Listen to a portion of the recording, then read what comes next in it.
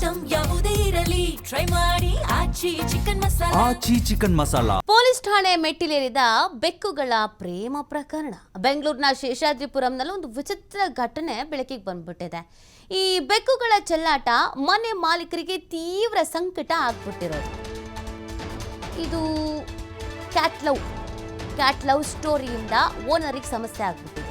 ಏನಾಗಿದೆ ನೋಡಿ, ಹೆಣ್ಣು ಬೆಕ್ಕು 4 ಮುದ್ದಾದ ಮರಿಗಳಿಗೆ ಜನ್ಮ ನೀಡಿದೆಯಂತೆ. ಮರಿಗಳು ಹುಟ್ಟಿದ ಕೂಡಲೇ ಸಿಟ್ಟಿಗೆದ್ದಿರೋದು ಹೆಣ್ಣು ಬೆಕ್ಕಿನ ಮಾಲೀಕರು. ಗಂಡು ಬೆಕ್ಕಿನ ಮಾಲೀಕರೊಂದಿಗೆ ಜಗಳಕ್ಕಿಳಿದು ಬಿಟ್ಟಿದ್ದಾರೆ. ನೀವೇ ಮರಿಗಳನ್ನ ಸಾಕಿ ಅಂತ ಗಂಡು ಬೆಕ್ಕಿನ ಮನೆಗೆ ಬಿಟ್ಟಿದ್ದಾರೆ. ಈ ವೇಳೆ ಪರಿಸ್ಥಿತಿ ಮತ್ತಷ್ಟು ಬಿಗಡಾಯಿಸಿದೆ. ಜಗಳ ಶುರುವಾಗ್ಬಿಟ್ಟಿದೆ. ಗಂಡು ಬೆಕ್ಕಿನ ಕಡೆಯವರಿಗೆ ಹೆಣ್ಣು ಬೆಕ್ಕಿನ ಕಡೆಯವರಿಂದ ಬೆದರಿಕೆ ಹಾಕಬಿಡಲಾಗಿದೆ. ನಿಮ್ಮ ಮಕ್ಕಳಿಗೆ ಆಸಿಡ್ ಹಾಕ್ತೀವಿ ಅಂತ ಗಂಭೀರ ಆರೋಪ ಮಾಡಿಬಿಟ್ಟಿದ್ದಾರೆ. ಗಂಡು ಬೆಕ್ಕಿನ ಮನೆಯವರು ತಕ್ಷಣವೇ 112ಗೆ ಕರೆ ಮಾಡಿದ್ದಾರೆ. ಸದ್ಯ ಎರಡೂ ಕಡೆಯವರಿಗೆ ಬುದ್ಧಿ ಹೇಳಿದ್ದಾರೆ ಪೊಲೀಸರು. ಮರಿಗಳನ್ನು ಸಮವಾಗಿ ಹಂಚಿ ಪ್ರಕರಣವನ್ನು ಇತ್ಯರ್ಥಪಡಿಸಿದ್ದಾರೆ ಪೊಲೀಸರು. ನಾವು ಬೇರೆ ಬೇರೆದಕ್ಕೆಲ್ಲ ಕಾಯ್ದೆ ಜಾರಿಗೆ ತರ್ತಾ ಇರೋದನ್ನು ನೋಡ್ತಾ ಇದ್ದೀವಿ. ಗಂಡು ಹೆಣ್ಣಿಗೆ ರಕ್ಷಣೆ ಕೊಡಬೇಕು, ಲವ್ ಮ್ಯಾರೇಜು, ಅವ್ರಿಗೆ ರಕ್ಷಣೆ ಬೇಕು, ಈ ಥರದ್ದೆಲ್ಲ. ಇದೊಂದು ವಿಚಿತ್ರ ಲವ್ ಸ್ಟೋರಿ. ಇದು ಸಮಸ್ಯೆನೇ. ಮತ್ತೆ ನೋಡಿ, ಈಗ ಹೆಣ್ಣು ಬೆಕ್ಕು ಇರೋರ ಮನೆಗೆ ಸಮಸ್ಯೆ ತಾನೆ. 4 ಮರಿನ ಬಿಟ್ರೆ ಹೆಂಗೆ ನೋಡ್ಕೊಳ್ತಾರೆ? ಗಂಡಿನ ಮನೆಯವ್ರು ನೋಡ್ಕೊಂಡ್ಲಿ 2 ಅಂತ ಇವ್ರು ಹೇಳ್ತಾ ಇರೋದು. ನಾವ್ಯಾಕೆ ನೋಡ್ಕೋಬೇಕು ಅಂತ ಗಂಡಿನ ಬೆಕ್ಕಿನ ಕಡೆಯವ್ರು ಹೇಳ್ತಾ ಇರೋದು. ಒಂಚೂರು ಸಮಸ್ಯೆ ಆಗಿದೆ, ಬಟ್ ಪೊಲೀಸರು ತಲೆ ಓಡಿಸ್ಬಿಟ್ಟಿದ್ದಾರೆ. ಇಲ್ಲಿ ಸಮವಾಗಿ ಹಂಚಿದ್ದಾರೆ.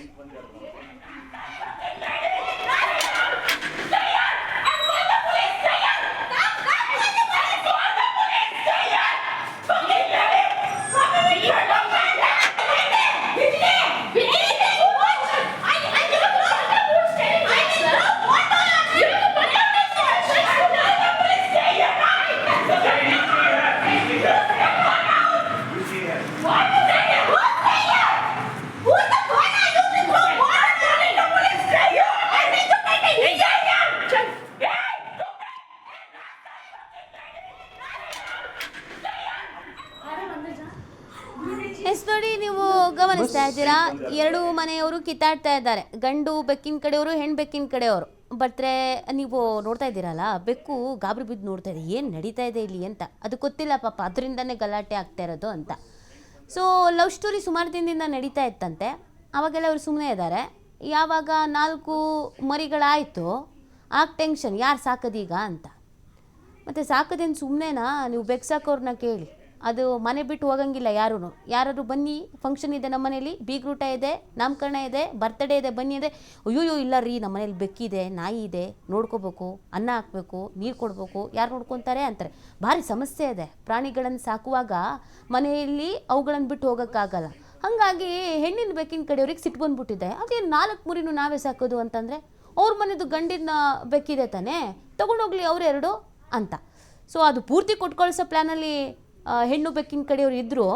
ಬಟ್ ಪೊಲೀಸರು ಎಂಟ್ರಿ ಆಗಿಬಿಟ್ರು. ಪೊಲೀಸರು ಎಂಟ್ರಿ ಆಗಿ ಇಬ್ಬರಿಗೂ ಬೇಜಾರು ಬೇಡ ಅಂತ 2 ಬೆಕ್ಕಿನ ಮರಿ ಅವ್ರಿಗೆ, 2 ಬೆಕ್ಕಿನ ಮರಿ ಇವ್ರಿಗೆ ಕೊಟ್ಟು ಇತ್ಯರ್ಥ ಮಾಡಿದ್ದಾರೆ. ಮಾಹಿತಿ ನೀಡ್ತಾರೆ ನಮ್ಮ ಪ್ರತಿನಿಧಿ ಸಂತೋಷ್. ಕ್ಯಾಟ್ ಲವ್ ಸ್ಟೋರಿ ಯಾವ ಥರ ರಾಧಾಂತವನ್ನು ತಂದಿಟ್ಟಿದೆ? ನೀತಿ ಏನೋ ಒಂದು ಇನ್ಸಿಡೆಂಟ್ ಆಗಿರುವಂತದ್ದು ಶೇಷಾದ್ರಿಪುರಂ ಪೊಲೀಸ್ ಠಾಣಾ ವ್ಯಾಪ್ತಿಯಲ್ಲಿ. ಅಂದ್ರೆ ಈ ಪೊಲೀಸರು ಯಾವ್ಯಾವುದಕ್ಕೆ ಆದ ಕೆಲಸವನ್ನ ಮಾಡಬೇಕಾಗುತ್ತೆ ಅನ್ನೋಕೆ ಇದೊಂದು ಉದಾಹರಣೆ. ಸೊ 2 ಬೆಕ್ಕುಗಳು, ಅಂದ್ರೆ ಅಕ್ಕಪಕ್ಕದ ಮನೆಯಲ್ಲಿರುವಂತ ಒಂದು ಹೆಣ್ಣು ಬೆಕ್ಕು, ಗಂಡು ಬೆಕ್ಕು ಬಂದಿತ್ತು. ಸೊ ಅವು ಸಾಮಾನ್ಯವಾಗಿ ಪ್ರಾಣಿಗಳ ಆಟವನ್ನು ಆಡ್ಕೊಂಡಿರ್ತಾ ಇದ್ವು, ಎಲ್ರಿಗೂ ಕೂಡ ಗೊತ್ತಿತ್ತು.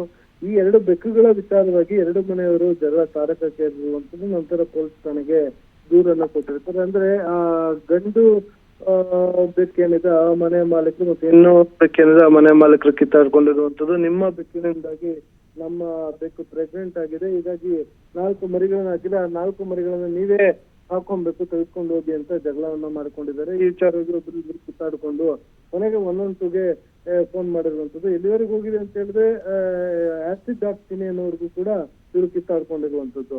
ಸೊ ಇದಾದ ನಂತರ ಪೊಲೀಸ್ ಸ್ಥಳಕ್ಕೆ ಬಂದು ಎಲ್ಲರೂ ಕೂಡ ಪರಿಶೀಲನೆ ಮಾಡಿ ಇತ್ಯರ್ಥನ ಮಾಡಿರುವಂತದ್ದು. ಅವ್ರ ಮನೆಗೆ 2 ಬೆಕ್ಕು ಮತ್ತು ಇವ್ರ ಮನೆಗೆ 2 ಬೆಕ್ಕುಗಳನ್ನು ಕೊಟ್ಟು ಪ್ರಕರಣವನ್ನ ಇತ್ಯರ್ಥ ಮಾಡಿರುವಂತದ್ದು. ನಿಜಕ್ಕೂ ಎಲ್ಲ ಒಂದು ಕಡೆ ಆಶ್ಚರ್ಯ ಮತ್ತು ಹಾಸ್ಯಾಸ್ಪದವಾದ ಘಟನೆ ಇದಾಗಿರುವಂತದ್ದು. ನಿಜಕ್ಕೂ ಪೊಲೀಸರು ಕೂಡ ಎಲ್ಲ ಒಂದ್ ಕಡೆ ಅಂದ್ರೆ ಸಾಮಾನ್ಯವಾಗಿ ಕಳ್ಳರು ನಡೆಯಕ್ಕೆ, ಸಮಾಜಘಾತಕ ಶಕ್ತಿಗಳು, ಯಾವುದೇ ರೀತಿಯ ಹಿತಕರಗಳ ಘಟನೆಗಳಾದಂತೆ ತಡೀಲಿಕ್ಕೆ ಇಂಥ ಕೆಲಸಗಳನ್ನ ಮಾಡಬೇಕಾಗಿದ್ದಂತ ಪೊಲೀಸರಿಗೆ ಈ ರೀತಿಯಾಗಿ ನಮ್ಮ ಮನೆ ಮುಂದೆ ನಾಯಿ ಬಂದಿತ್ತು, ಬೆಕ್ಕುಗಳು ಮರಿ ಹಾಕಿದೆ, ಅವ್ರ ಮನೆಯಿಂದ ಹಿಂಗಾಗಿದೆ, ಇಂತಹ ಪ್ರಕರಣಗಳಿಗೆ ಮಾಡ್ಬೇಕಾಗಿರುವಂತದ್ದು ವಿಪರ್ಯಾಸ ಅಂತಾನೆ ಹೇಳ್ಬೇಕಾಗತ್ತೆ. ಅಂದ್ರೆ ನಮ್ಮ ಜನರಿಗೆ ಸಾಮಾನ್ಯ ಜ್ಞಾನ ಕೂಡ ಇಲ್ಲ ಅನ್ನೋದು ಉದಾಹರಣೆ ಅಂತ ಹೇಳಿದ್ರೆ ತಪ್ಪಾಗ್ಲಿಕ್ಕಿಲ್ಲ ನೀತಿ. ಓಕೆ, ಥ್ಯಾಂಕ್ ಯು ಸಂತೋಷ್ ತಮ್ಮ ಡೀಟೇಲ್ಸ್ಗೆ. बघा